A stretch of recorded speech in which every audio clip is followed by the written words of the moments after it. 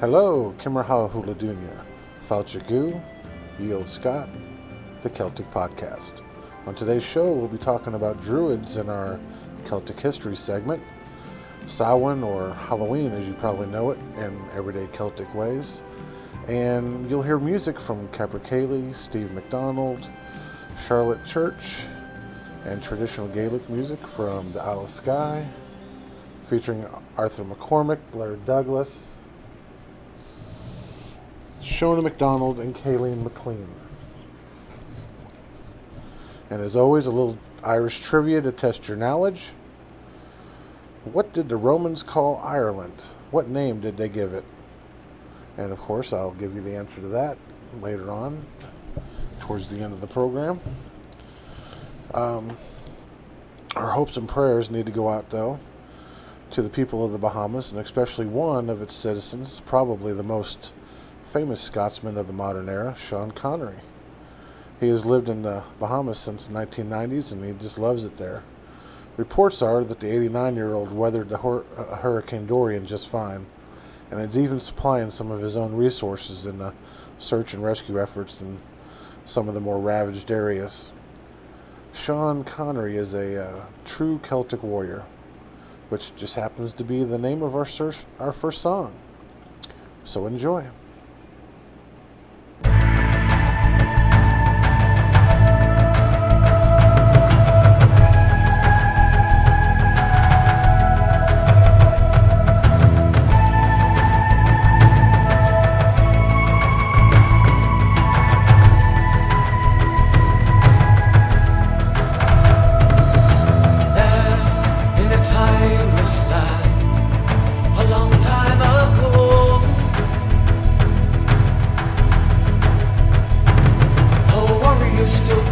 Over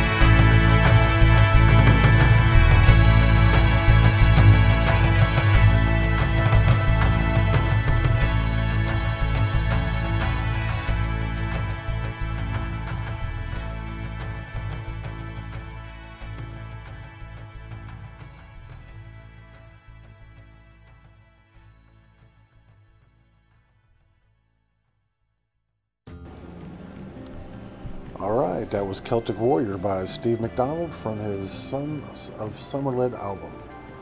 And we're going to rush right into our Gaelic lesson, Feuchamaich, Feuchamaich Beagan Gaidhlig.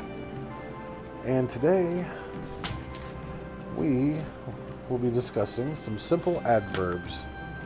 The adjective uavasach, which means terrible or awful, is often used to convey the meaning vary when used with other adjectives, as in ha'i uavasach more, he is awfully big, or ha'i uavasach fluke, is terribly wet.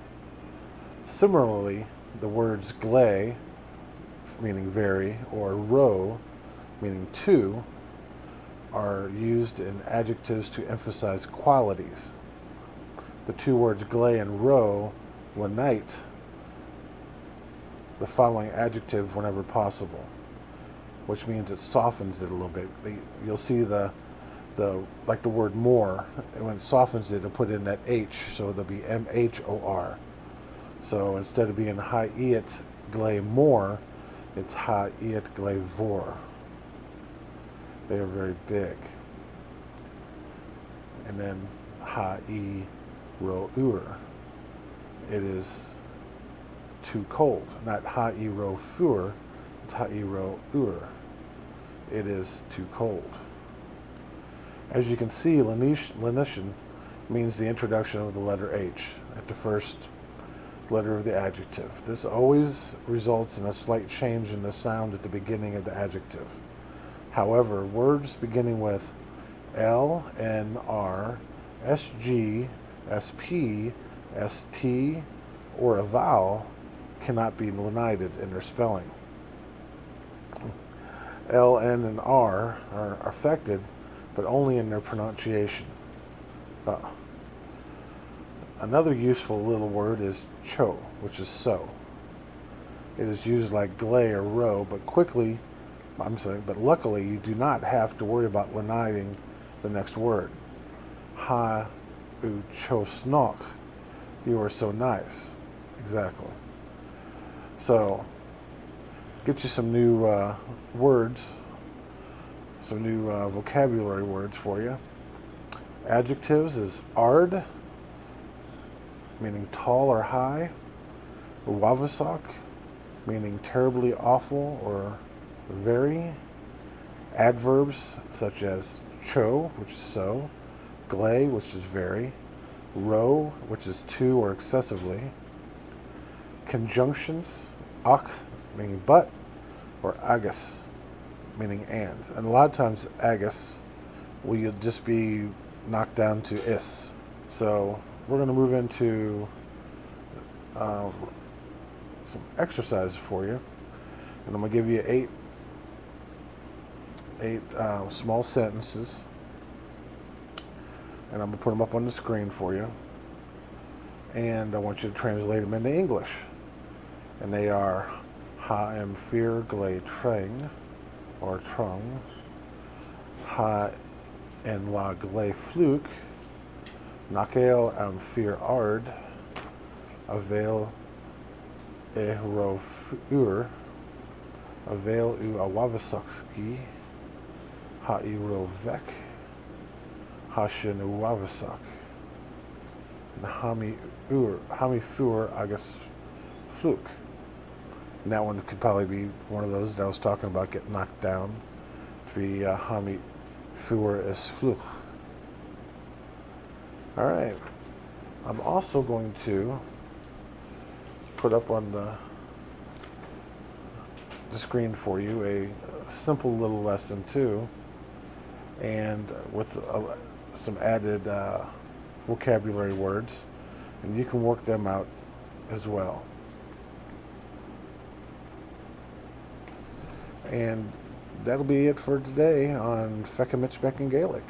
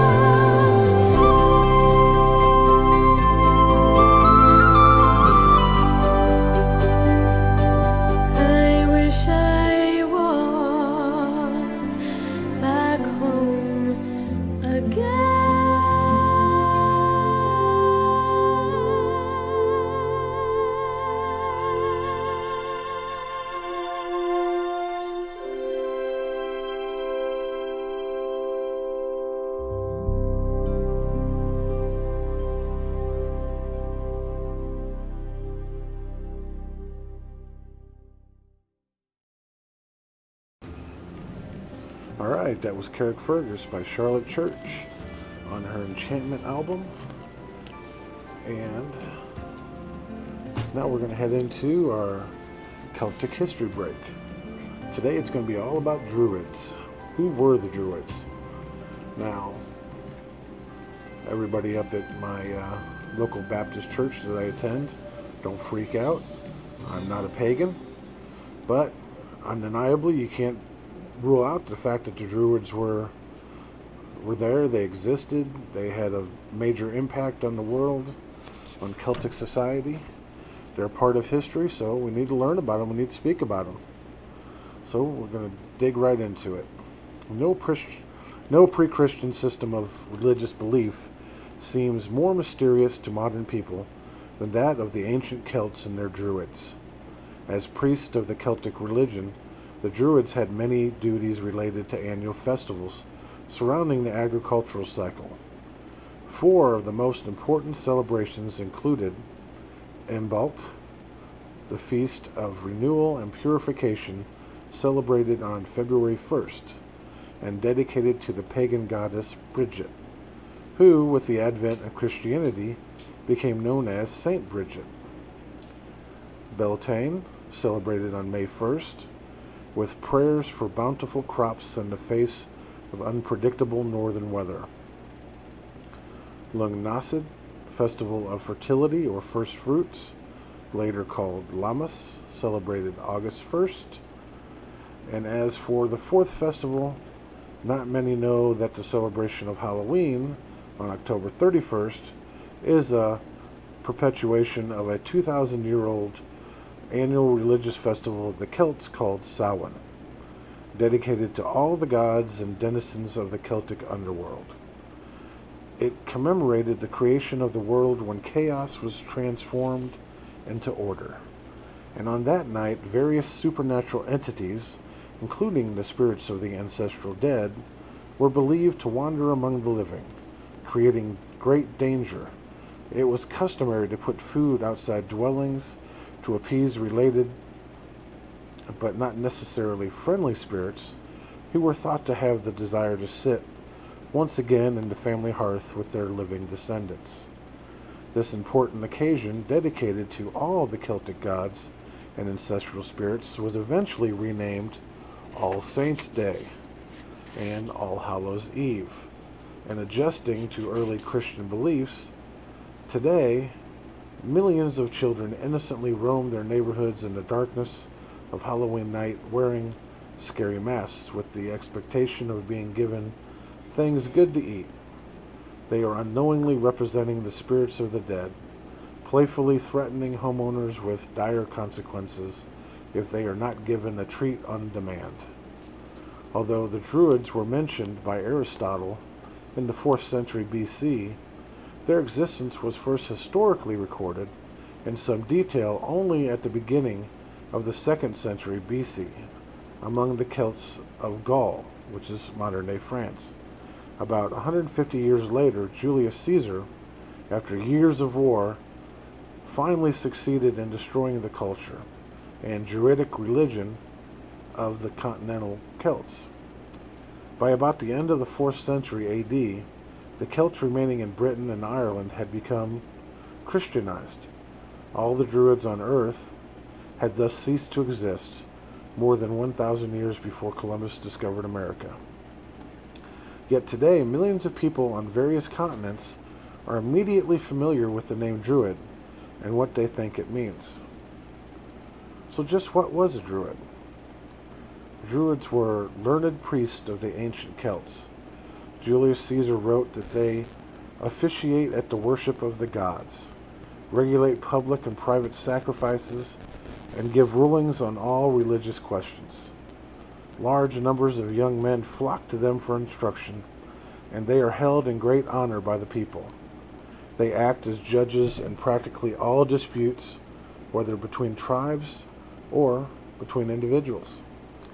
Druids were also considered to be natural scientists. Cicero credited them with having a great knowledge of physics and astronomy, which they used in making complex 5-year Celtic calendars. From Pliny, we know that The Druids were responsible for preserving the medical knowledge of their people. They were thus teachers, healers, judges, poets, priests, and reportedly, from studying suitable omens during sacrifices, arguers or foretellers of the future. Like modern clergy, Druids were exempt from paying taxes and from military service. The remarkably well-preserved body of a 2,000-year-old Celt, known to archaeology as Lindau Man, was recently found in a peat bog near Manchester, England. It is thought to be the remains of a Druid, in part because the body's well-manicured, unblemished hands. Even socially important, non-laboring Celtic bards would show calluses from years of playing musical instruments, and the hands of Celtic aristocrats would show the effects of riding chariots, fighting, and hunting. The Druids were known to work only with their minds, thus giving credence to Lindau Man's Druid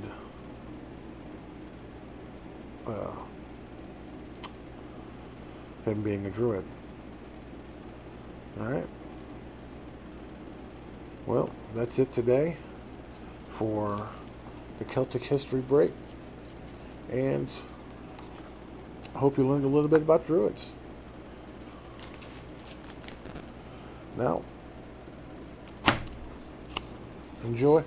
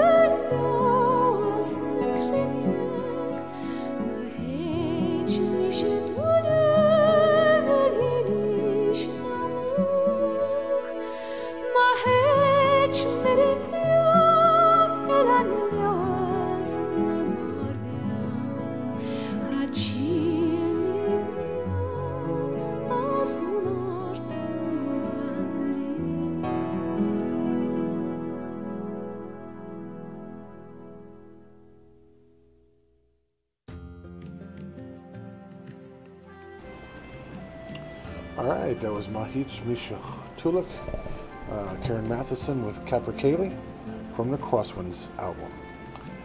Now we're headed off to Everyday Celtic Ways. Today we're going to talk about the Celtic roots of Halloween. Sticking with that theme today. I think we talked about that in our Celtic history segment. We discussed the 4 ancient Celtic festivals that celebrate the changing seasons or harvest. Millions of children and adults participate in the fun of Halloween on the night of October 31st. But few will be aware of its ancient Celtic roots in the Samhain festival. In Celtic Ireland about 2,000 years ago, Samhain was the season or division of the calendar year between the lighter half, summer, and the darker half, winter. The belief at that time was that Samhain was also the division between this world and the other world. That time of the year, the division was at its thinnest, allowing spirits to pass through.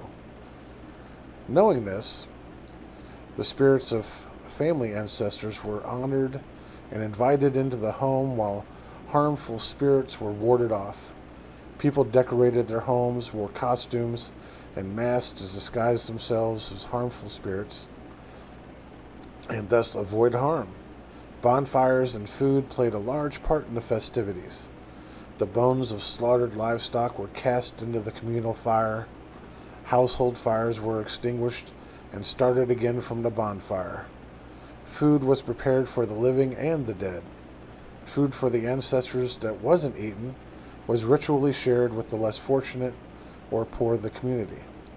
There is proof that Samhain reaches back even further into Celtic history. The 2 hills in the Boyne Valley were associated with Samhain in Celtic Ireland. Tlachca and Tara. Tlachca was the location of the Great Fire Festival, which begun on the eve of Samhain. And Tara, with its great entrance, the entrance passage to the Mound of the Hostages on the hill of Tara, is aligned with the rising sun around Samhain. The Mound of the Hostages is 4,500 to 5,000 years old, suggesting that Samhain was celebrated long before the first Celts arrived in Ireland, about 2,500 years ago. When Christianity came to this part of the world, the Church incorporated the honoring of the dead into the Christian calendar with All Saints, or All Hallows Eve. All Saints is November 1st, and it's followed by All Souls on November 2nd. The wearing of costumes and masks to ward off harmful spirits, though, survived as Halloween costumes, as Celtic nations were reluctant to totally step away from their pagan ways. When the Irish emigrated to America in great numbers during the 19th century, especially around the time of the famine in Ireland during the 1840s, the Irish carried their Halloween traditions with them to America, where today it is one of the major holidays of the year. Through time, traditions good and bad have blended into Halloween. The American harvest time tradition of carving pumpkins is a good example, and Picket Night, or Hell's Night, was a tradition of mischief on the night before Halloween, where pranks were played and eggs were thrown. This is a bad example, considering how it manifested often into downright criminal behavior. And I'm telling you all this because we've got Halloween's coming up. Y'all, it's going to be less than about 2 months away. So if you're as excited about it as I am, we always do a trunk or treat up at our church or give out candy, and I'm 53 years old and I still get excited about dressing up for Halloween. So that's how I keep the Celtic alive in this time of year. All right.